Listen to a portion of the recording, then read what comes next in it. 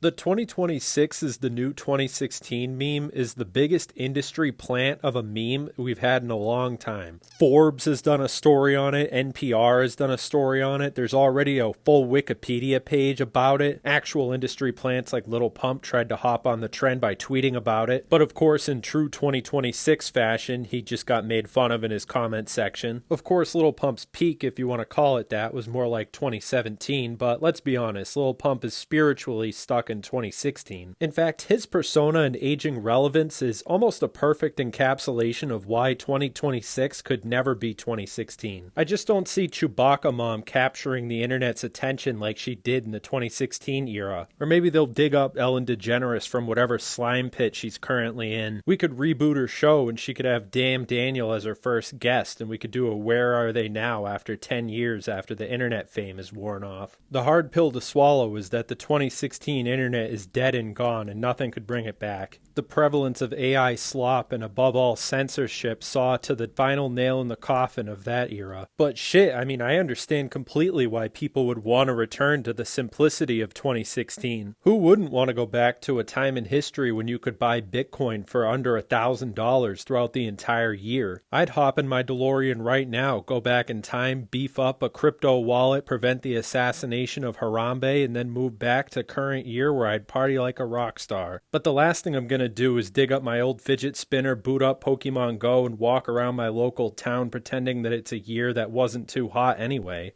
Actually, hoverboards were a big thing back then, so just imagine I'm on one of those. And pray I don't bump into a spooky clown, whatever the fuck that trend was at the time. My point is I'll happily leave 2016 in the past. The 2026 is the new 2016 meme is one of those things that's cute the first time you hear it. Then it's like, what the fuck? I'm hearing about this on the news now. Everybody's tweeting about it. This shit's everywhere, and it's not even that interesting. It all sums up to a mildly interesting at best quip like, oh, all this stuff happened 10 years ago. Doesn't time fly by fast? And I think if this thing wasn't being completely astroturfed by the boomer media, then it would have already came and went. But I suppose it's a slower news cycle, so this'll stick around for a little bit longer than usual. I'll make a prediction though. By the end of 2026, none of these people are going to be saying, wow, that year was just like 2016. Because it just can't be. We're all completely different people now, and the world is a completely different place. This is essentially a completely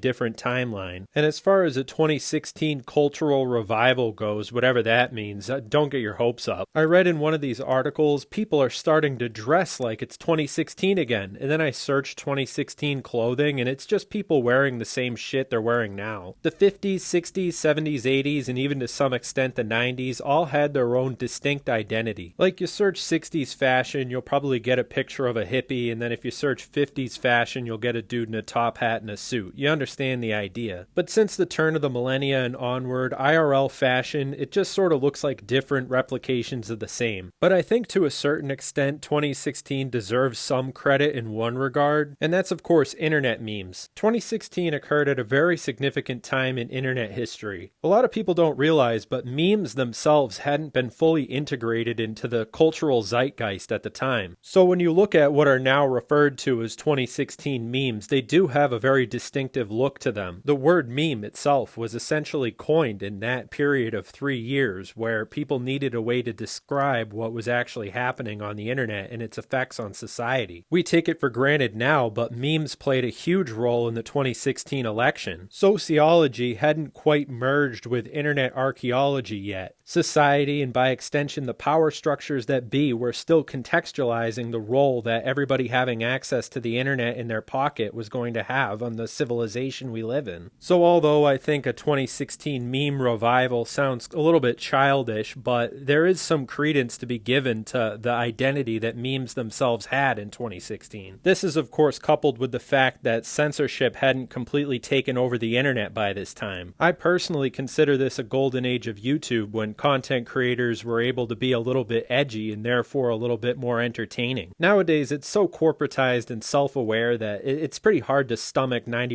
90% of the stuff the site recommends to you. YouTube is kind of a perfect microcosm of the former glory many social media sites experienced during the 2016 era. You could say the same thing for Instagram and many others, back when the tech oligarchs took a more hands-off approach to how the algorithms worked on the site. I actually remember back in YouTube's golden age, the concept of an invisible hand determining what videos you're going to see was kind of a foreign concept. Now it's kind of in your face and just sort of comes with the territory. So I'll go as far as to say that I'd like to see a return to the 2016 internet and even before that. But I say that with a heavy heart, knowing that the machine was already in place that would create the shitty situation we're in currently. But as far as 2016 nostalgia goes as a whole, I don't think many people long for the days of DJ Khaled's Keys to Success, or the Running Man Challenge, or the Bottle Flip Challenge. Maybe bring back Bodie McBoatface. I mean, it is crazy that it's been an entire decade now. I personally do believe that time is moving faster as we move forward into the future. An even more mind-blowing one is the fact that 2020 was already 6 years ago. Which brings me to my final point. I feel like it's a little bit cringe for a post-2020 generation to be emulating a pre-2020 generation. The vibes are just completely different. You could certainly illustrate this point by drawing the very interesting comparison that exists between the 2016 era and the 2006 era. You take that comparison and you multiply it times millions of people chronically online 24 hours a day. Overall, though, I'm not completely knocking the thought experiment of making comparisons between 2026 and 2016. Supposedly, this whole trend has its origins in some random Reddit post from about 7 months ago. I didn't read it. I wanted to have my own thoughts on this matter, but it is interesting though, like even the president is just a reboot of 2016. I personally don't like how convenient it is these days to search a meme's origins. And that's another thing I forgot to mention. Back in 2016, we really didn't know where these memes were popping up from exactly, and nowadays you could just use AI to search wherever anything came up at any point. It's just like some of the magic is gone. But anyways, current year is all we've got, so we've got to do the best with what we have, don't we? So that's about all I have to say on this topic. Thank you for watching all the way to the end. Hit me up on Twitter if that's your thing, and I will see you guys in the next video, but for now, this is Avery Apps signing out.